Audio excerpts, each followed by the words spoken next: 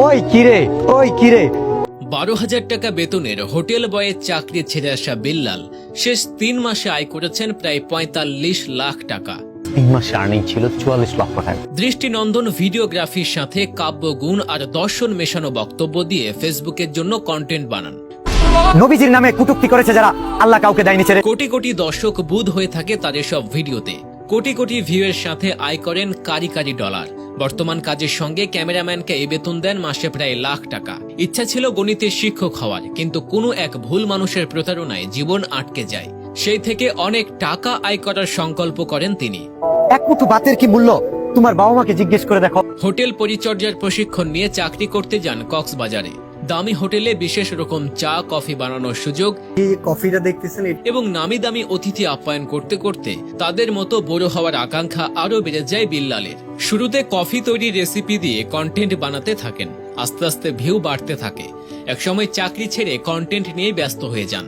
শুভাকাঙ্ক্ষীদের বাধার মুখে বারবার নিজের ভবিষ্যৎ নিয়ে ভাবতে হয় তার। অবশেষে নিজের সংকল্প আর স্বপ্নই তাকে পথ দেখায়। ছোটবেলা থেকে লালন করা কাব্যরস আর গণিতের ঠিকঠাক হিসাব নিয়ে নেমে পড়েন নেট দুনিয়ায়। একসময় ছাত্র রাকিবকে নিয়মিত ভিডিওগ্রাফার হিসেবে পাশে পান বিল্লাল। শুরু হয় অসম্ভবকে সম্ভব করার মিশন।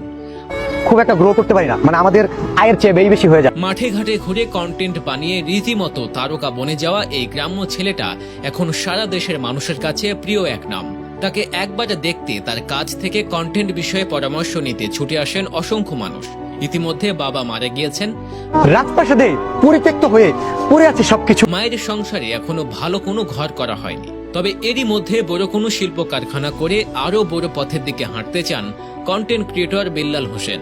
এর অভাবে কত স্বপ্ন ভেঙে চুরমার মধ্যবিত্ত ছেলেটার। কেবল ইচ্ছা শক্তি আর নিয়মিত চর্চা থাকলেই স্বপ্নকেও যে বাস্তবে রূপ দেয়া যায়, আপনার আমার জীবনের সফলতা রিমোট দিয়ে টিভি অন করার মতো নয়। তার এক উজ্জ্বল দৃষ্টান্ত হতে পারে শেরপুর জেলার নকলা উপজেলার এই তরুণ। ফিলিস্তিনিদের সাথে জুলুম হচ্ছে, বিশ্ববিবেক চুপ থেকে না। আর দর্শক, আজ এ পর্যন্তই। আবারও আসবো নতুন কোনো ভিডিও নিয়ে। সে পর্যন্ত সবাই ভালো থাকুন, সুস্থ থাকুন, আমাদের পেজের সাথেই থাকুন। ধন্যবাদ।